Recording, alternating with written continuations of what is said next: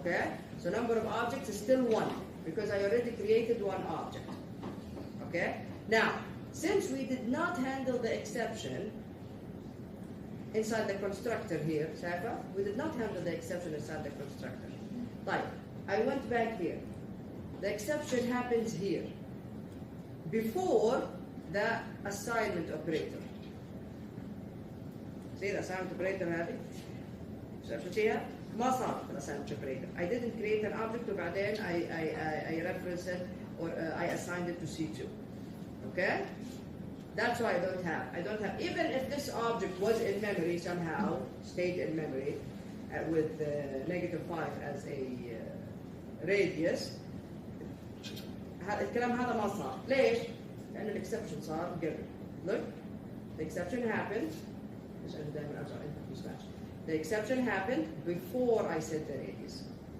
So the radius here, I didn't do that. I threw the exception instead. Okay? فهمتيها الحين صارت واضحة؟ Very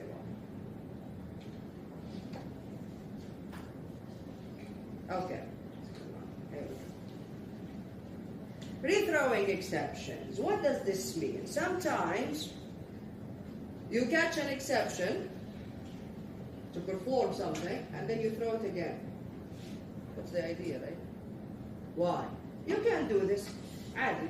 Inside the catch block, you can throw the exception again.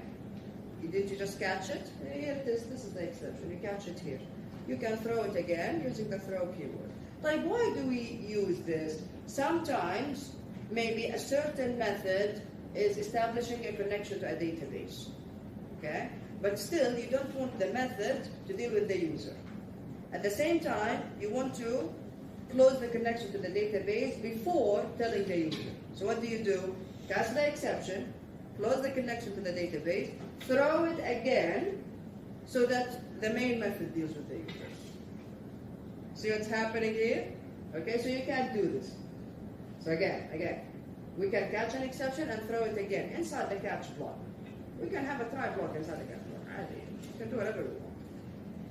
Why do we do this? Most of the time, something very specific needs to happen, but you don't want the method itself to deal with the user as well.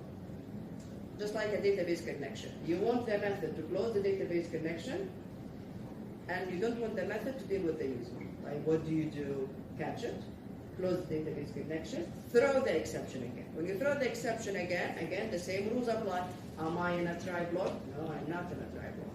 Then this will go back to whoever called the method. Most of the time, it's the main method. Then the main method can catch it there and deal with the user. Okay? Finally, very well, the finally clause. The finally clause is exactly, the concept is exactly the same as in Python. And who can tell me? When is it executed, the finally clause? Yeah. Always executed. Always executed. Whether an exception happened or doesn't happen, whether an exception happened and you catch it, or whether an exception happened and you don't catch it. The finally clause always executes. So, the finally clause always comes at the very end, after all of the catch blocks. What do you know what to do? So here we go. Finally, no exception, no nothing. You just put whatever it is that you need, all the statements here. Time. Yeah. Suppose no exception in the statements. What will happen? We skip catch, we go to finally, we execute it, then we go to the statements afterwards. Right? So this is the first scenario. Now, suppose an exception of type exception 1 is thrown here. Exception 1, huh? We go to catch. Is it exception 1? Excellent, yes. Handle it. The execution stops here. We never get to statement 3. We jump to catch, we handle the exception. Then we go to finally, then we continue. Type. Suppose now, statement 2 throws an exception of the type exception 2. Exception 2. Look at this. This is an excellent example. Yeah, we go one by one. Catch exception 1. No match. Catch exception 2. Match. Very well. Handle it. But then what's happening here? What is happening here? Throw it again. So the exception happens again. There we go. So handle the exception, throw it again, so the exception is being thrown again. What happens? Execute finally, and then the program shuts down. Here we go. Rethrow the exception, and control is transferred to the caller. Whoever called this method. If the caller can handle it, excellent. Otherwise, the program will shut down. Cautions when using exceptions. Exception handling separates error handling code from normal programming tasks, thus making programs easier to read and to modify. Be aware, however, exception handling usually requires more time and resources. So you don't use exception handling for every little thing. Okay? Most of the time we can fix a lot of stuff with if statements, with loops. Excellent. If you can do that, very well. Exception handling takes time and resources. Resources, memory, processing resources. But because it requires instantiating a new exception object and then going back the call stack, and propagating the errors to the calling methods. When to throw exceptions? Using the throw keyword, not throws declaration, throw. An exception occurs in a method. If you want the exception to be processed by its caller, you should create an exception object and throw it.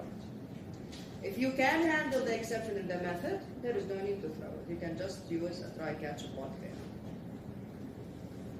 But when to use exceptions? Look at this example here. System.out.println, this is a variable.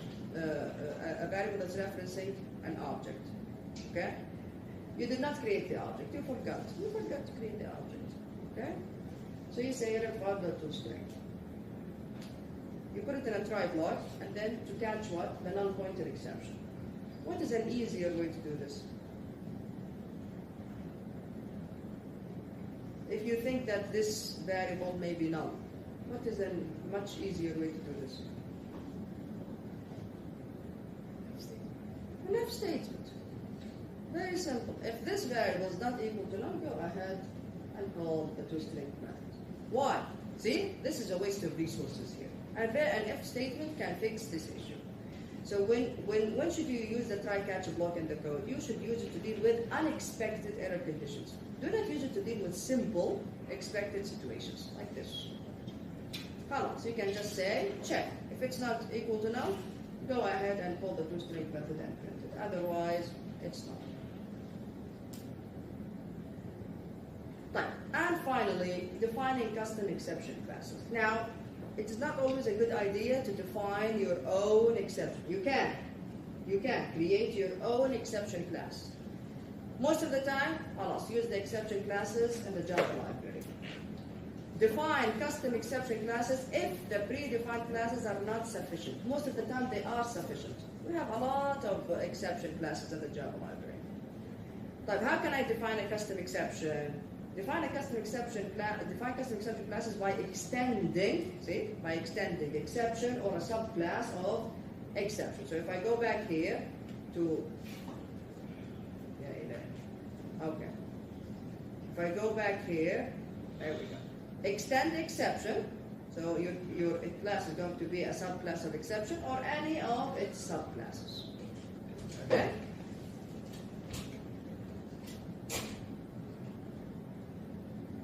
SetRadius method, again, the example that we just also throws an exception if the radius is negative. Suppose you wish, look at this, suppose you wish to pass the radius to the handler. The exception doesn't only have a simple message like radius is negative. Now you also want the value, the negative value, to pass, to go back to whoever called the SetRadius method. How do you do that? Create a custom exception class. There we go. Invalid radius exception. Look, I made it extend exception. Okay? I made it extend exception. So extends exception. Type. And then it has radius as a data field. Type. The constructor receives the radius, okay, calls it super, in exception, adds this message to it, so invalid radius, and then the value of the negative radius itself. Okay? And of course, set the radius. you can have, of course, a get method because radius here is private. Now, when you use it inside the circle class, set radius, here it is. Set radius throws invalid radius exception. You see here your own exception class. And then, if new radius is greater than or equal to 0, go ahead and set it. Otherwise, throw new invalid radius exception and pass the negative value to it. This will go to the exception class. Here it is, the negative value. Adds it to the message that goes with the exception, and also sets the data field radius to it. So if you now, the exception itself has the value, the negative value of radius. Finally, when we test it, here it is. So in the main method, when you create a circle, try, here, created a new circle with a positive radius, no issues. Yeah, I tried to change the radius to a negative value. Very well. This is what the exception will happen. So I go to set radius. I go to set radius. Here it is, set radius. The negative value, false, else, throw the exception. Throw the exception, go back. It was called from here. Here we go.